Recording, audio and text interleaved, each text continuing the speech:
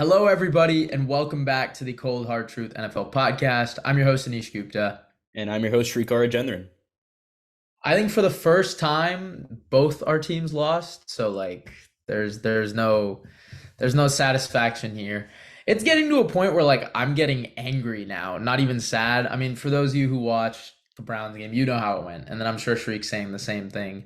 For how the Niner game went, the one time I need this team to actually win, they literally go on a 13-game winning streak. They start off 5-0, but the one time I need them to beat an AFC North opponent, they can't do it. So please just beat the Ravens whenever that game is. I think it's like Christmas Christmas. Day. Yeah, so whenever that is, please just do that. But yeah, we'll move off from our teams. We'll get into some recap of the trade deadline rather than maybe team focus. We'll start off with that. I think we'll highlight like three moves. Obviously the Chase Young deal. It was for a third round pick, potentially more, based on a few incentives.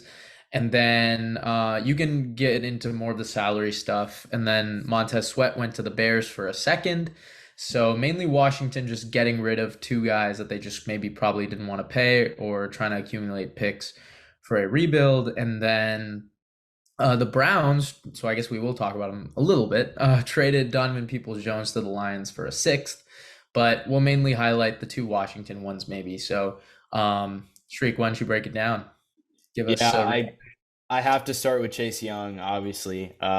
This was a move that, I kind of knew we would do this and I wanted us to do this, but I honestly just didn't expect it to be for a late third rounder. The Bears gave up more for Montez Sweat, which honestly, I just don't agree with, logically. I get it. Chase has had history with the injuries and all that, but I mean, he is the better player. I genuinely think he's better than Montez Sweat. He has more upside. He was the second overall pick for a reason, right? So I think the Commanders fleeced the Bears in the Sweat trade, and the Chase trade is the exact opposite. I think the Niners fleeced the Commanders here. I think my whole thing is I just don't get the point of trading him for a third round pick. Uh, Honestly, I think the plan for the Commanders is they're going to be big spenders in the offseason, and you kind of have to go big in free agency. Otherwise, this is a big time loss. And I guess the counter argument to this trade being good for the Commanders is that they want to rebuild. But Chase should have been a part of that rebuild if that's the case. I mean, he's 24. He's getting good pressure this year. He's been productive. He already has 5 sacks. He's still getting going, right? So I think the Niners, they're going to get the most out of Chase Young. It's fine if he's a rental, but I mean, they could extend him. He won't be very expensive, but if he walks, we get a comp pick anyway. It's a win-win for now and the future. I think this is a phenomenal move, and I think it's a really good move if you're really trying to go for a Super Bowl. So, I mean, yeah, Bosa and Chase is going to be crazy. I like that they were fed up. 3 straight losses, and you make a big move as a result.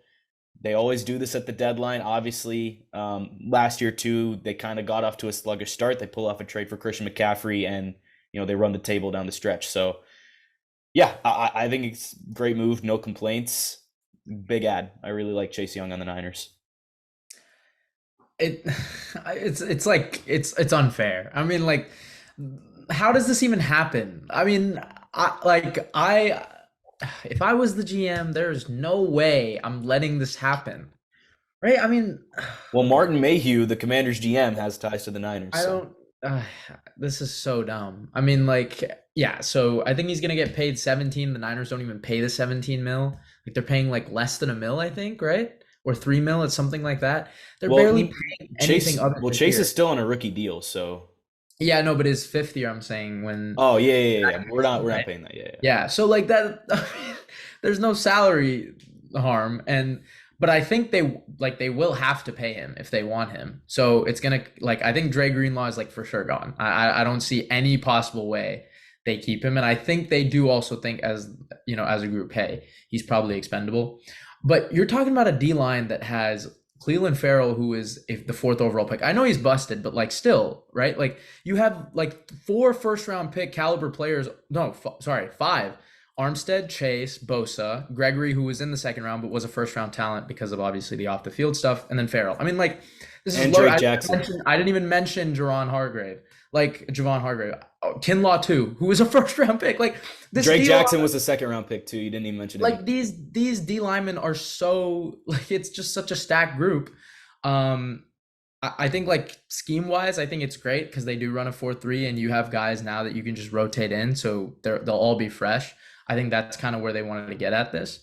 But I mean, yeah, I think for the Niners, it still comes down to obviously like executing and limiting turnovers, but and the defense against the run has been pretty suspect as of late, but I mean, this should definitely help. As you mentioned, 5 sacks in 6 games, good kind of deal. And then for the Bears to get Montez Sweat for a second, it reminds me of the Chase Claypool thing. You're giving a lot for a guy who's good. Like he is a good player. I think he's one of the best at pressuring the quarterback.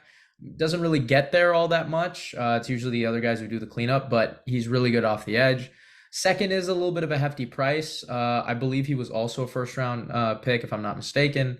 So decent kind of, talent, but a lot to give up there. And yeah, for the Bears, they're just in such a mixy situation. But the thing is, they have so much draft capital that they can do this. Keep in mind, they might have the top 2 picks in the draft next year, right? So they have a lot of capital where it's like, okay, let's get cornerstones. Edge rusher is a cornerstone, and this is a guy who is on a hefty D line and is doing his own thing. Let's see how he does with the Bears pass rush, who is really terrible. I mean, like So they are my awful. one thing with that is that yeah, you're getting well, my whole thing is just the logic behind it because Sweat is on an expiring deal, right? You have the most cap space in the league by a like wide margin going into this offseason. Why don't you just wait until March? Why would you give up one of those premium picks when you know you can get into a bidding war with anyone and basically win? So I that's where I don't get the Sweat trade. I get the fit. I get that you needed a guy like that. And also there's the fact that we haven't seen Sweat outside of that Washington D line, Yeah, which so is I was gonna say stacked. that's the time to kind of gauge it, right? You'd rather have time now to see where how he would look than pay it, then see he doesn't work out and be locked in for 2 years. So yes, it is. I mean, it is a hefty price that they paid, right? But these 10 games, you'll really get to see, okay, what truly, of a player he is. So, um, you know, obviously, I think the Niners did really well in the Chase Young deal. And as you mentioned, I think the Commanders got a lot for a guy who, they may have just let walk. So that's pretty good there. And then yeah, we'll quickly touch on it. I mean, Donovan Peoples-Jones for a sixth. There was buzz all morning that he was going to be let go, or sorry, not let go, traded. And obviously, you want a little bit more, but when guys like Amari Cooper are going for a fifth or a sixth, right? Like it's kind of hard to get more for a guy who I think has like 97 yards on the entire year. But I will say this, as a player, he's really good. He's 6'3", he can catch any deep ball thrown his way. He was used in a lot of different situations. Obviously, I'll remember him for the game winner against Cincinnati. Browns fans will know what I'm talking about. But yeah, I mean, for the Browns at least, their receiver room is iffy right now, but I think they want Elijah to be the true number two. But you still need a guy on that outside, and I think that's where they want Cedric Tillman to be elevated and do that because he was a third round pick this year from Tennessee. So he's kind of got that build. We'll see what they do. I mean, they run a lot of 11, so we're going to have 3 receivers on the floor. Who is going to be that third guy? Elijah will be in the slot. Coop will be on the outside. Who's the guy that they want? Is it going to be Elijah on the outside to put David Bell? Is it going to be Tillman? Time will tell, and we'll see. But yeah, any other final thoughts on the trade Yeah, deadline? just yeah, with the DPJ trade, I mean, I guess I'm not like tapped in with Brown sources or whatever, but I did not. It was just such a random trade. Like I didn't expect DPJ to get traded Yeah, he on deadline texts us. day. Like I just did not expect that at all. But I thought there would be a corresponding move. Because I saw this on Twitter, but DPJ actually played the most snaps out of any Browns receiver this year. So I thought Cleveland needed a receiver then, so I was thinking, okay, Jerry Judy, maybe a guy like Terrace Marshall, maybe Curtis Samuel was also on the block, but they didn't make that corresponding move. So now, yeah, I'm a little bit concerned about that receiver room. We'll see. I guess maybe they can make it work. Obviously, yes, if Cedric Tillman steps up as that outside guy, then no Yeah. worries there. But Yeah, if you're gonna do that, I thought they would trade for another receiver. I thought it was just a segue into something else. But that's kind of my thoughts on that DPJ trade. He had 800 yards last year, so like this is a guy who was productive. Hmm. And you're right. I mean, now it's just dawning on me that like Tillman needs to work out, right? Like otherwise, I don't know, man. Like I mean, he was doing well, DPJ, at least in the targets he got. And by the Um, way, that Lions receiver room is like stacked now. Yeah, it's It's a pretty. I really mean, good it's room. pretty loaded, right? Like Amon Yeah. Ra, DPJ. Now you can put on the outside. You can move Amon Ra to the slot now, which is like really good. And then JMO will kind of rotate in and out depending on where they want to line him up. So pretty solid room. And then they've like Josh Reynolds and like all these like deeper guys. Marvin Jones, when he decides to come back, he took a leave of absence. So we'll see when he comes back. But yeah, now we'll touch on the Raiders real quick. Fired their GM, their head coach, and their OC in the span of 24 hours. They promoted their linebackers coach, Antonio Pierce, to head coach. And yeah, I'll kind of start. This is a team that it was 3-3, and they played Chicago, and we were like, yo, they're playing Chicago with a backup. This could be a 4-3 roster, right? At least in the playoff hunt, because right now 4-3 is a wild card spot. It's us. So that's what we thought. They get destroyed by the Bears. They get then destroyed by the Lions. The score was not telling, 26-14. It was a lot worse than that for those who watched. Um, I mean, from what I've heard and what I've watched, the guys love Antonio Pierce. That's kind of like the Rich Bisaccia of 2023. I think a lot of people, myself included, were confused why they even moved off of him, right? I mean, they were 5-2 at the end of the season, go on to, make the playoffs. I don't know why you would want to stunt that. They tried being aggro and they tried improving the offense. And I won't lie, like last year, they did score points with Josh McDaniels. Situationally, they were horrible. They blew 4 17-point leads.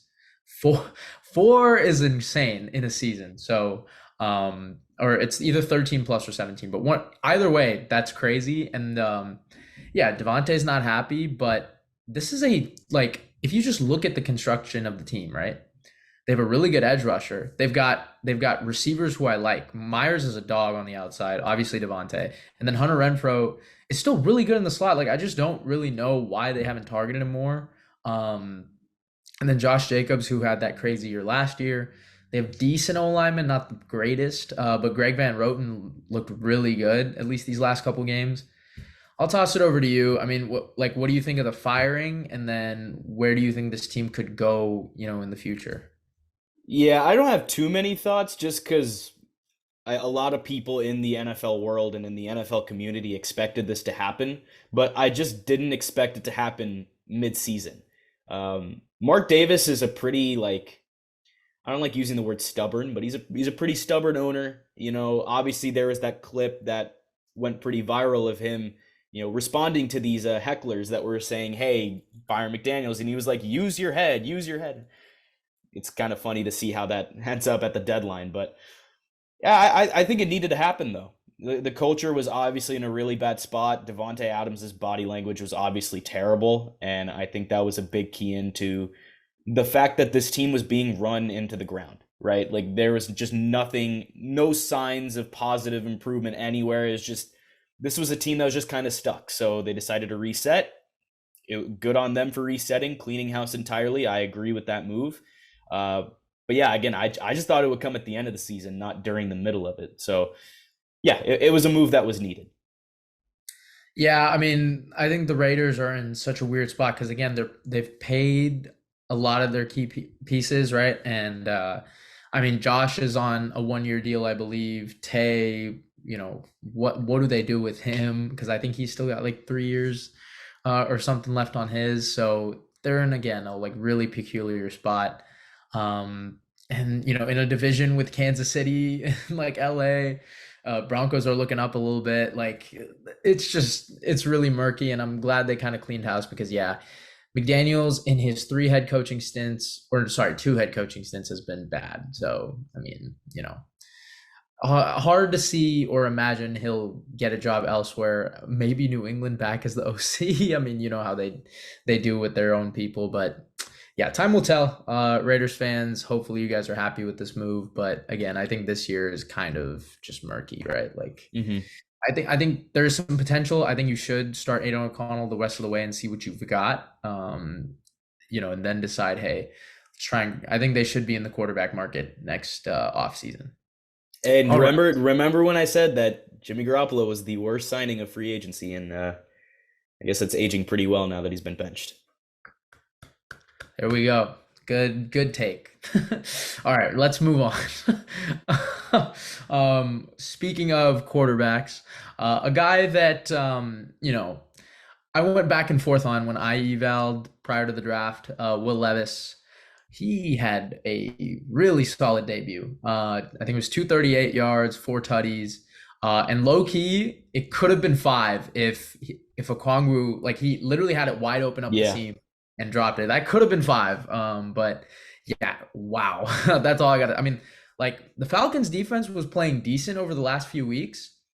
This dude, I mean, like, this dude's throwing it off his back foot 50 yards in the air. I mean, like, that's just so impressive. Obviously, QB guru here. I just look for, like, little traits, and the way he moved, the way he threw it, man, that's just some unteachable talent. And for a guy who was at Kentucky, wasn't really looked at by the casual college football fan. That's why I'm sure everyone questioned, why is a guy from Kentucky getting so much stock, right? And you're looking at his box score stats, and they're really not all that great. He had a couple games where it was like two interceptions, three interceptions, right? Didn't really have all the stats to back it up. But I mean, you just saw it on display. He has talent that is unteachable, and like, that's kind of an archetype. My friend was, telling me this the other day. I feel like I fall for a specific QB archetype that, like, is kind of the same. Allen, Wentz, T-Law, right? Like, these big guys that can throw the ball. Levis is definitely a part of that. And I mean, it works in the league because you can see over the field, you can get it to tight spots that, you need it to. And that's exactly what he was on Sunday. Now, I will throw this out there, right? How much of it was receivers getting behind the top of the defense and him just hitting it, right? And how much of it was, okay, teams just don't have tape on him, and they really weren't expecting this kind of offensive explosion from a Tennessee team that had two passing touchdowns all year, rarely, throws it down the field. So I'll leave you with that to break it down. Yeah, Will Levis is he's good. I mean, the offense definitely looked different. I think that was my biggest takeaway. I mean, this Titans offense finally showed that they can make explosive plays, right? He ties the rookie record for passing touchdowns in a game. He already has more touchdowns than Tannehill this season. It's the most points the Titans have scored this year. And this was all in Levis's first game as QB. So I think that's really, really interesting that the offense just takes a complete 180 when he gets inserted into the starting lineup. But speaking of the starting lineup, I did not like the two QB plan with Malik Willis. I mean, the fumble in the beginning, not sure how that happens, but yeah, that plan backfired. But once Levis got to settle in, obviously the Titans offense was able to get going.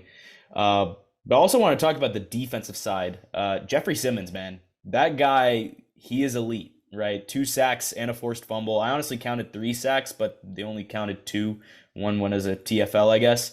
But he's a game wrecker, right? Hopkins and Henry both had great games. I do like that you pointed out that it's just one game. I do think teams need tape on Levis, right? It's still a little early after just one game to say that, he's a franchise guy and keep jumping to those things. But, I like how confident he was. Velocity on his throws, very good. The placement, great. He just seemed in control the whole game. So it looked a lot like the Levis from 2 seasons ago rather than his final year at Kentucky, right? And that 2 seasons ago was when he was really being billed as, this potential top 5 pick. And I think that was fully on display in this game. But we're recording this on a Thursday night where he's going to go up against Pittsburgh. So I think that's really a true test. Going into Pittsburgh, going against TJ Watt, we'll get into it in picks, but I Please think win. that is going to be the true test for Will Levis on whether he can really be the guy. So I'm interested to see how it all shakes out. Yeah, I'll touch on it again. So he gives this offense an upside that Tannehill really can't now. He's just too old. Yeah. Obviously, I had my Tannehill loving days back in 2019 and 20, but the truth of the matter is he just can't really throw on, 5, 7 step drops anymore. But Will Levis is taking deep shots from back there, man. Like, like that is great. That is some crazy arm strength. I can't lie. Like I was looking at the one to on the, it was the third Hopkins touchdown, right? Like where the dude, or no, I think it was Westbrook Akini. Dude, the arc on that is crazy. I like. I mean, I'm just trying to picture how anyone can even like get that. Like, it was such a great pass. I had QB guru kind of thing, but I mean, one thing I'll also say is, so weird streaks guy Malik Willis came out there. I don't, yeah, I'm iffy. I think they maybe wanted to do a little Taysom Hill thing, but It I didn't don't work. really know. I don't think it will work. But yeah, I mean, I think the Titans had a formula, right? This is the formula that they used with Arthur Smith, which was so effective. It was run the ball, go off play action, take the deep shots. That's what they did with Tannehill and AJ. And now you've got, D Hop and Will Levis doing it. I do want to see if they can get Traylon Burks kind of do. I think he's still on IR, if I'm not mistaken. Yeah. So, when he comes back, he's a flyer, right? Or at least he's got a similar type of build to D Hop. So let's see how they use him. Speaking of, we'll move on. I guess we will touch on the Niners a little bit again here. The Bengals dismantled them. Joe Burrow had 4 incompletions all game, had 326 yards, 3 total TDs. Brock Purdy threw for like 365, but had 2 interceptions and a Yep. lost fumble, if I'm not mistaken, Hmm. right? So yeah. Are the Bengals back? And like we'll focus on Cincy. I think I really want to touch on Cincy. You can start and then I'll take it from there. Well, I've been saying the Bengals are back for like weeks now, so yeah, I mean here they come. Like everything favored the Niners in this matchup. If you really think about it, the Bengals have had trouble stopping the run. Niners have, they're based around the run and they do a good job with it. The Niners pass rush against that Bengals O line, there was a mismatch right there. And also the fact that the Niners were desperate, right? 2 straight losses, you come back home, you want to get a win going into the bye, and the Bengals still beat them by 2 scores, right? And I like that the Bengals won with pretty much a bit of everything. They won with the pass, they won with the run, defense. Burrow was slinging it, Mixon looked good, defense made plays. I mean, that Jermaine Pratt pick, I think that was the play of the game. Like, and not in terms of like how just not like how good it was on the field, but how it impacted the game too. Because if the Niners score there, like they're really like right back in it. So that pick kind of ended all momentum there. I think overall the Bengals just looked better. They looked smarter than SF2. The Niners in the past years have been like zone. This year they go man, and it's been working until like the last couple games. I mean, the Bengals anticipated this, and their offense adjusted to whatever looks SF was going to give them. So, yeah, I predicted the Bengals to go to the bowl before the season, and I think that prediction is still alive. I think this team can be right back at the top of the AFC once again. I think they're 100% back.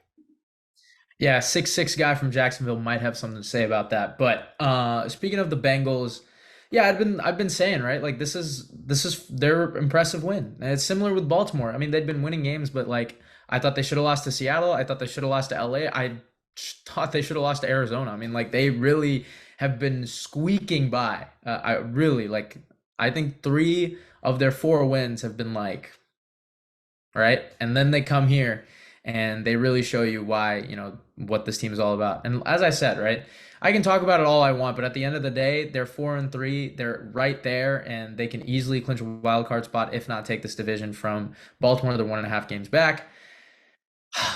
Just needed you all to lock in for one Sunday. But yeah, no, Joe looked sensational. Bye week definitely helped him. Um, Jamar Chase was doing Jamar Chase things. Like this is a team that I think I said this coming into the year, this is the best roster that they have had in the Joe Burrow era. Much like Mahomes has had the best defense with them, well, Joe's got I think the best roster around him. Even without the safeties, I mean their safeties are still flying to the ball. So like that was the only concern anybody really had, and it's not really looking too bad. Cincinnati is right back in it, and I really hate to say it, but they did it last year. They went, remember, I don't know if, yeah, we talked about this a lot. They had that 6 game gauntlet. Like it was like it was like 6 winning teams to end the season. They went 6-0. Hmm. So I really hope they don't do that again. They're 1-3 and now they've won three in a row. Gosh, I like. I mean, now are they going to be one of those teams where it's like you can't pick against them? Like that's so annoying as a We're Browns getting fan. we're getting to that point. Yeah, but they I think last Sunday showed you why, they were co-favorites for the Super Bowl. There's really not much to say about, concerns, so to speak. I think they just did what they needed to do. Big up the run game. That was something that they needed to get going, and they finally did. Like this was, I guess, Joe Mixon's like arrival game for the season. He Yeah. really didn't. As a Joe Mixon fantasy owner, I was happy. So yeah, that was cool to see. I think that's pretty much it, bro. You ready to get into some picks? Yes. So, a little recap of last week. Me and fans won the week at 12-4. Goopy went 11-5. So right now you are up. Levis, man. Levis cost me. Levis cost me. Fans are now leading by one game. I am down 3 to you and I'm down 4 to fans, but Fans are leading. Oh god. yeah, Okay. fans All are right. leading. So Time to lock in. Time to lock in. I'm ready. I'm ready to get back in this. Uh, three games. It's not much to me. 4 games, I can do it. All right, let's go to Thursday night football. Pittsburgh, Tennessee. It's a little bit awkward because when you see this, this game would have already happened. But here's our pick anyway. We're recording this on a Thursday night. I think the game already started. I haven't checked score. I'm not cheating. Yeah, we haven't looked at it yet. Uh, but I mentioned it earlier. Throwing 4 touchdown passes against the Falcons is impressive. But can you go on the road and play a good game against T.J. Watt and this dominant Steelers defense? It really sucks. Like this is a true test for him. But going on the road to Pittsburgh is not easy, just in general. But you're asking a rookie QB to make his second start with Watt pretty much bearing down on him all game. I mean, that's brutal. And even then, I can't help but feel like this game is a bit of a toss-up at worst. And the Steelers are favored by 3 points, and that is with Kenny Pickett starting. I'm gonna put faith in the Steelers defense. Again, like I nothing against Levis. I just feel like this is going to be a much tougher test than the Falcons at home. And I think that environment will be too much. I'll take Pittsburgh. No, very few are going to be rooting for the Titans harder than I am, but you know what happens at the end of the day. These guys get some lucky bounce, some lucky forced fumble with 2 minutes left, or some spot that gets moved a full yard up on 4th and 1 when it damn near shouldn't be. That I'm talking about the Pittsburgh Steelers, so I'm gonna take them here at home, but dude, it feels like they're playing home every week. I mean, like just played the Jags at home, Niners at home. Like And then they played in LA, which was basically a home game for them yeah, anyway. like dumb Steelers, whatever. Steelers winning it. All right, moving on to Sunday slate. If you want to catch what could very well be the game of the week, you'll have to get up bright and early for it. It's the Dolphins and Chiefs in Frankfurt, Germany. They'll be playing at 9:30 ET, 6:30 PT. The NFL continuing its international series. Who you got for this one? It's really good matchup here. Yeah, so I'm gonna try and get up for it. Because I really want to see it. I believe this is Tyreek Hill's first time playing the Chiefs since he's left. Hmm. So obviously there's gonna be some, motivation there. Chiefs coming off a really weird one. I mean, that was probably I don't know if you remember this. I'm sure you do. I think the worst offensive game in the Mahomes era was the Titans game in 21 where they scored 3 points, right? Hmm.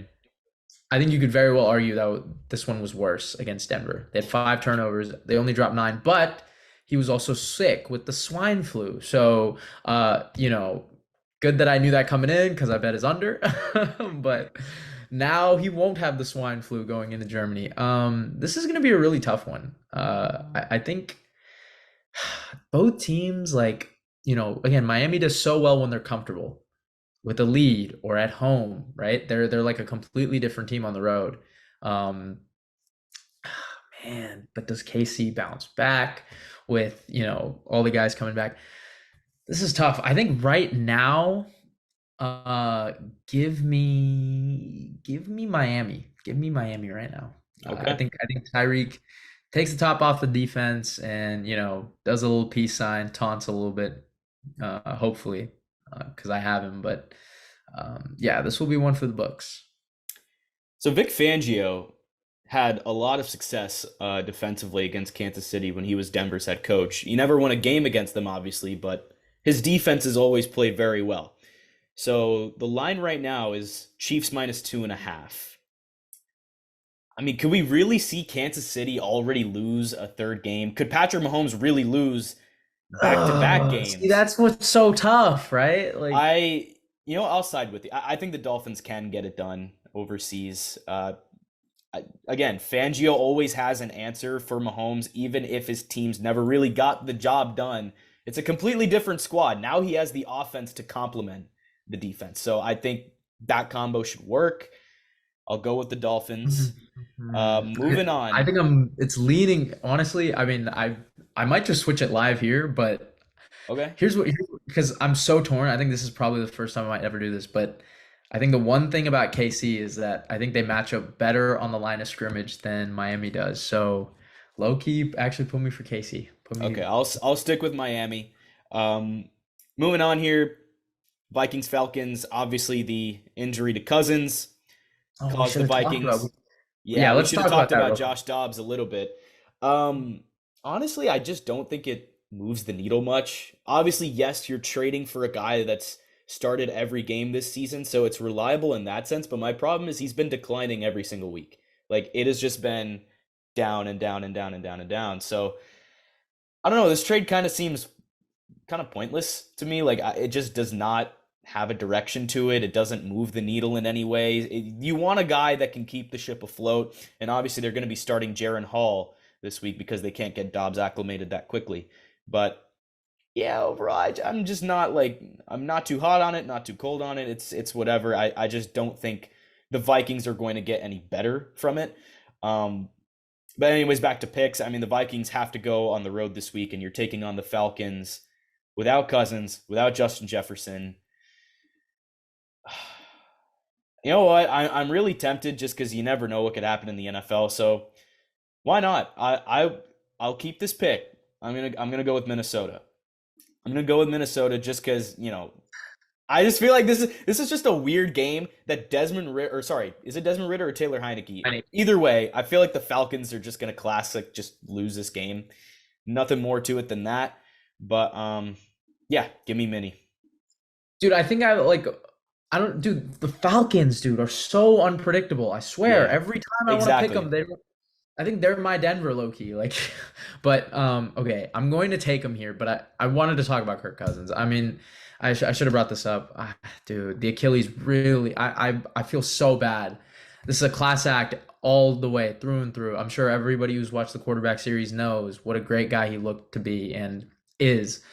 He was literally like day of when he got the injury news. Kid wanted to get something signed. He stayed back and did it. Like that's just the type of guy he is.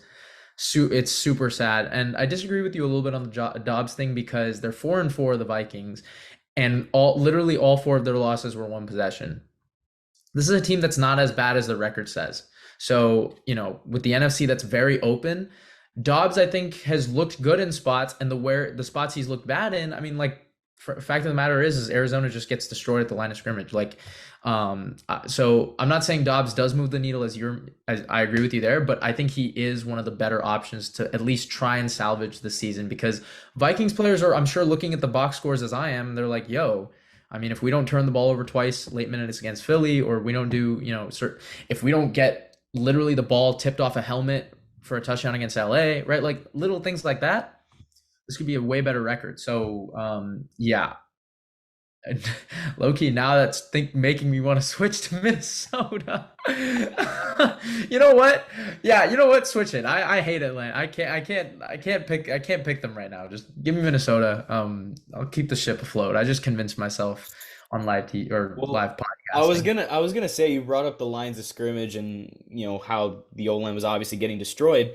Why would the Vikings make the trade for Josh Dobbs and then trade Ezra Cleveland like that? Oh I no, guess because so yeah, so Cleveland talked to a few Vikings fans about this. Like Risner is like better. So yeah. Cleveland wanted tackle money. Risner started over him. They did a lot better with him. That's why But he's then gone. who's filling in the other guard spot? Ooh. That is a good question that I should look up because I'm not sure. Because if because then your protection already goes down off that. But anyways, yeah. So we're both going with Minnesota here. No, Uh, they played the same position. Like Ed was Ed was always the right guard. They played the same position. So yeah, so Risner coming in, he was just okay, better. But so it probably will still work. All right, moving on here. Cardinals Browns.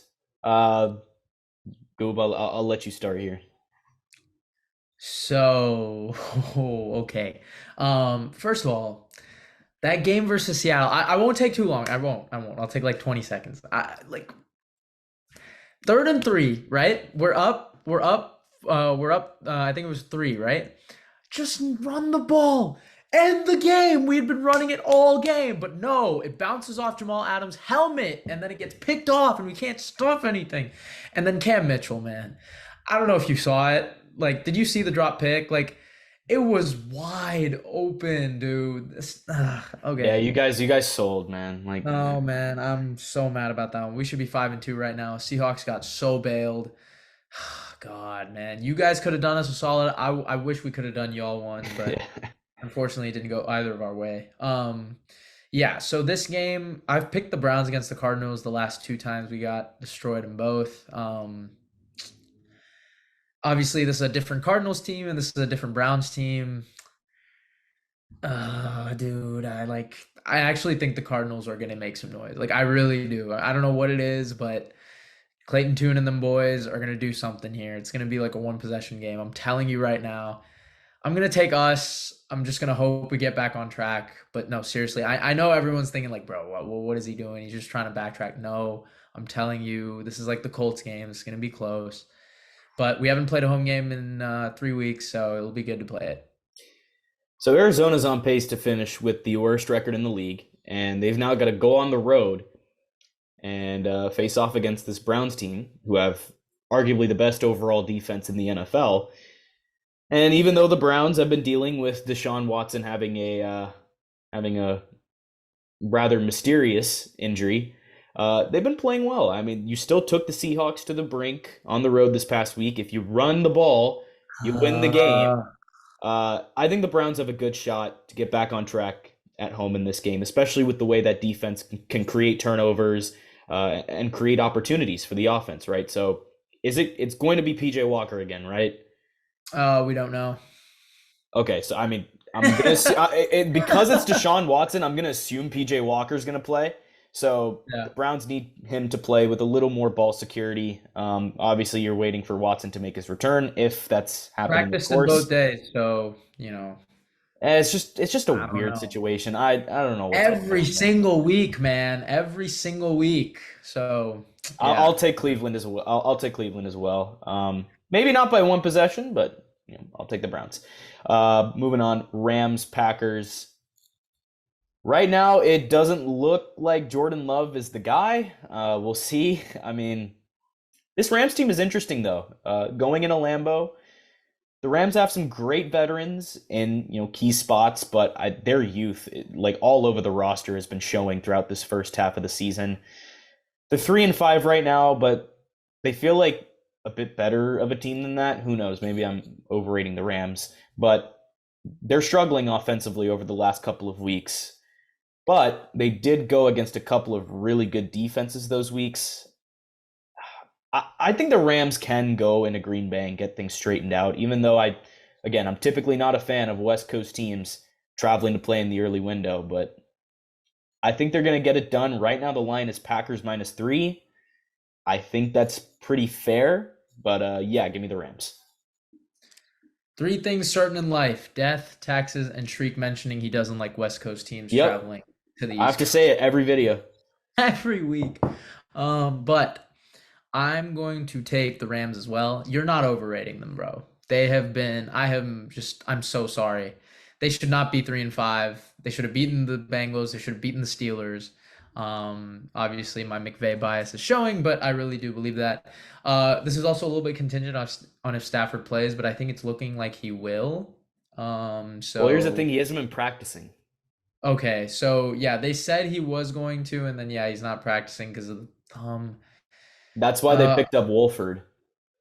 Yeah. Oh, Wolford got signed back to them. I Yeah. see. Um, yeah, I don't know. That's tough then. But I mean, Green Bay just hasn't given me anything as well. So, um, I'll take the Rams here. I mean, I think the Packers were on bye last week, if I'm not mistaken. Um, Uh, but yeah, I mean, I gotta think. even I they think I lost think to they were. Denver. Yeah, they lost to Denver. It Yeah, just wasn't. they're 2-5. Yeah, they have to be on bye. Yeah, so give me the Rams close though. All right, and here it is, the worst game of the week, or at least a genuine contender for it. Commanders Patriots. Every week has to have at least one game that looks just borderline unwatchable on paper. So unless you have some guys on your fantasy football team, I mean, I'm not going to be tuning into this game. But I'll let you go first. Who do you have in this one? Yeah, this is a tough call. I mean, Washington always plays Philly well, right? So it's like that. Philly. I feel like they just, Oh yeah, yeah, yeah, yeah. no, yeah. So like they dropped 31 on them. They were Yeah, looking like yeah. they were going to win, and then they collapsed. I'm gonna take the Pats here, but again, this is like one where it's just kind of unsure. But I think Belichick schemes enough to win it.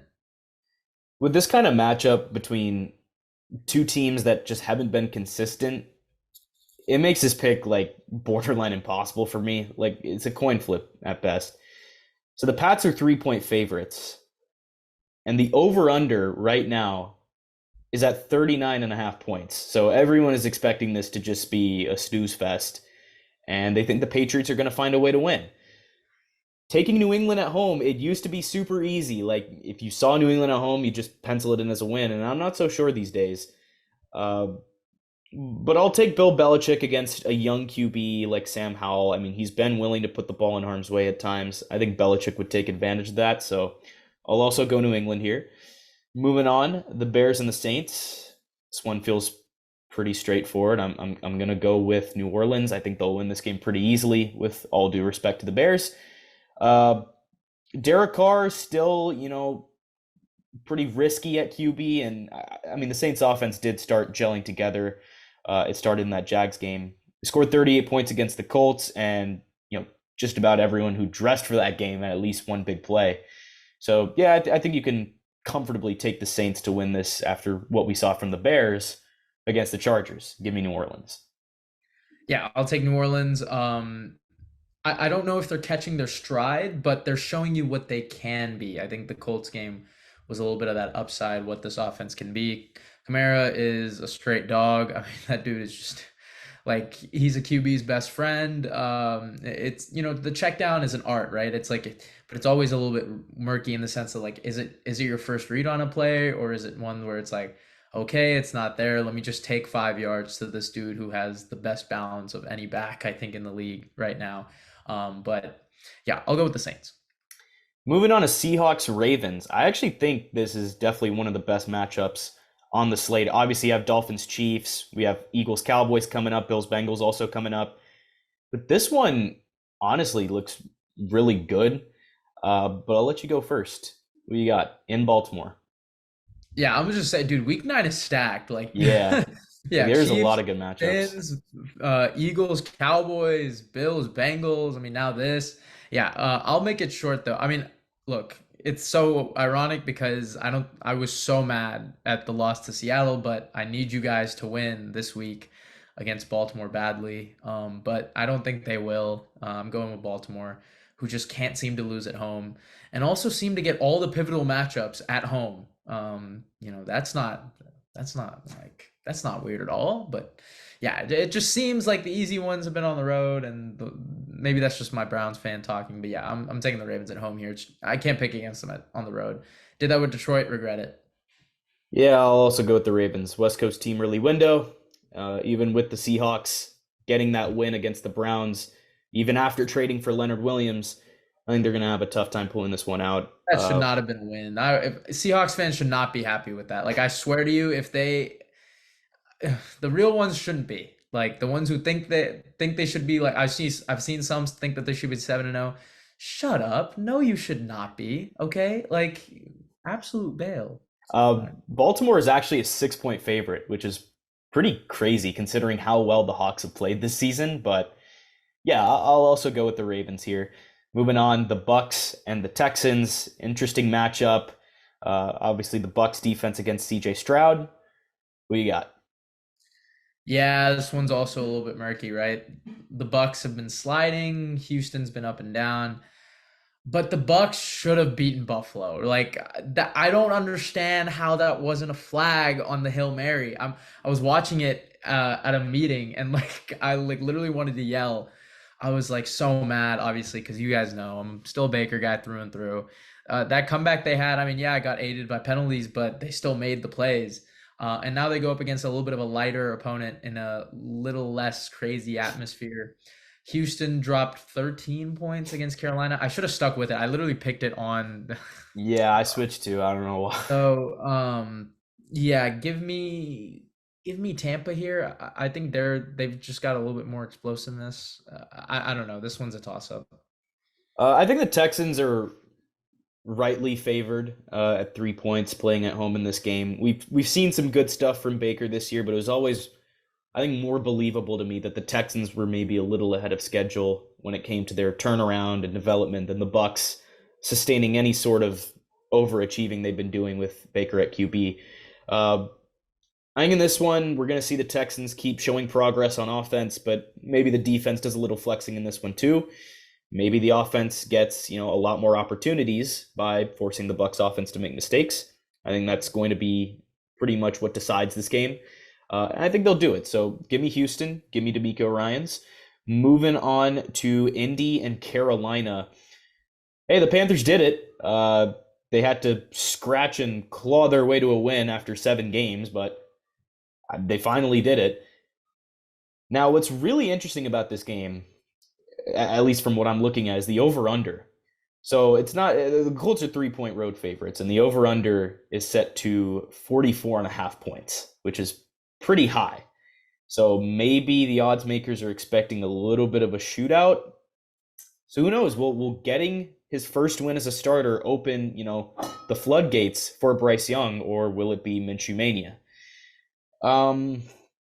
The Colts offense has been playing well all year under Shane Steichen, regardless of who's playing QB.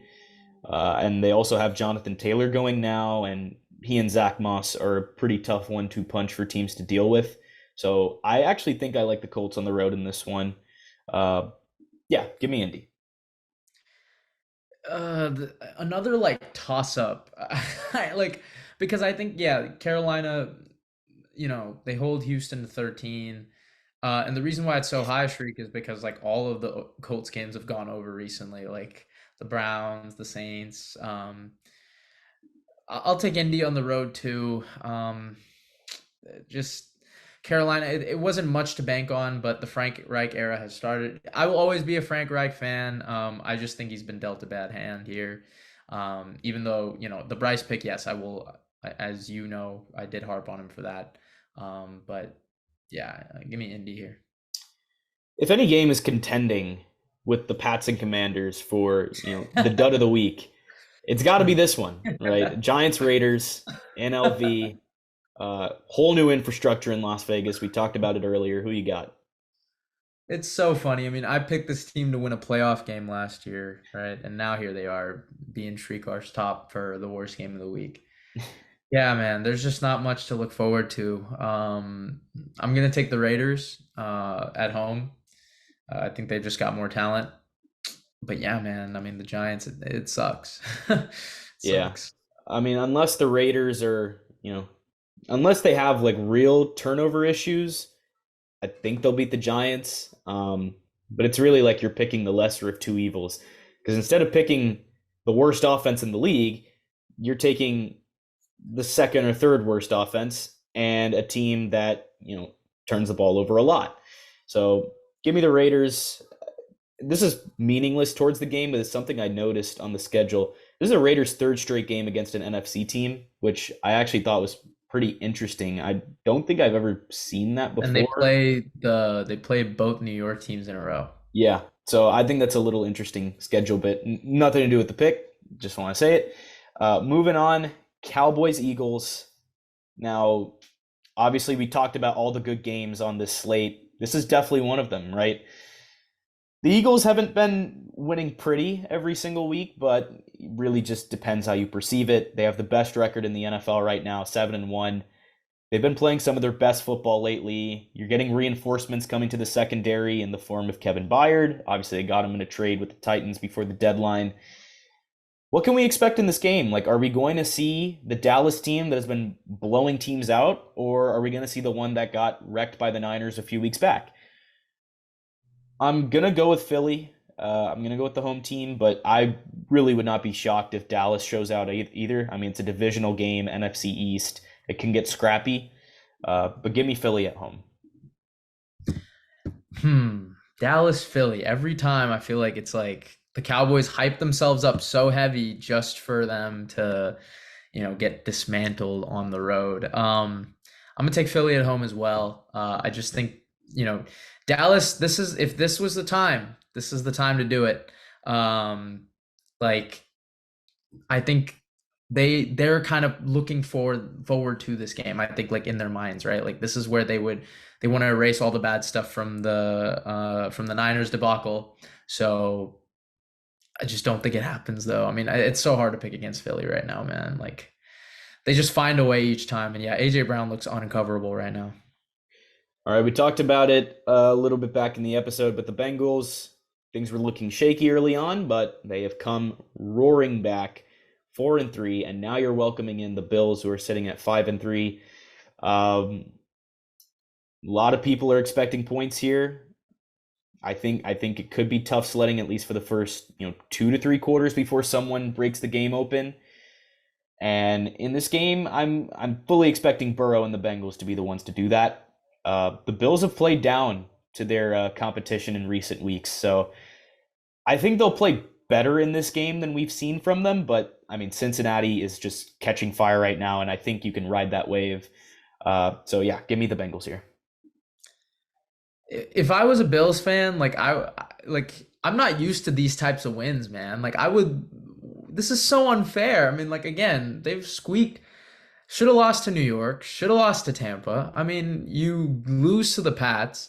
What is there, what are we really looking forward to here? I mean, like what has been good lately? I mean, I don't know. The Bills have just been on a decline. But again, they're one of those teams that can get right at any point. So just like Cincy, where I've just been saying the same things.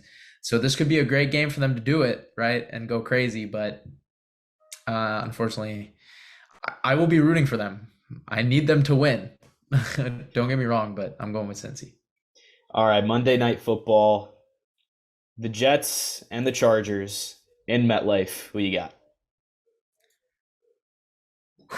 This one is very tricky. The Jets barely escaped with a win against the Giants. I mean, do you really want to be that impressed? No, right? Because it was like 24 seconds. I mean, they look good in the final like two drives that they went on to win on. But I mean, and the Chargers again, I still haven't been impressed. I mean, you beat the Bears. Like, I think I think the Jets actually match up pretty well with the Chargers defensively. So call me crazy. I'm gonna go with the Jets on an upset. Yeah, I mean, the offense with Zach Wilson at the helm has been pushed to the brink on several different occasions. He does seem to be making some strides out there, but again, how sustainable is this type of offense? The Jets are averaging 18 points a game. They are second to last in the NFL in passing. Somehow they're still averaging 5 yards a carry in the running game.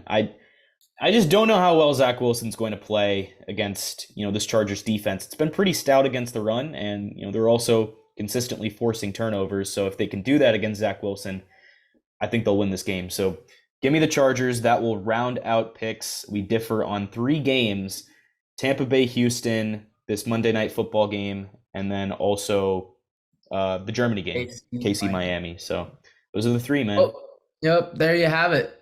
Thank you guys so much for watching. We've been the Cold Hard Truth NFL podcast, and we will see you guys next time.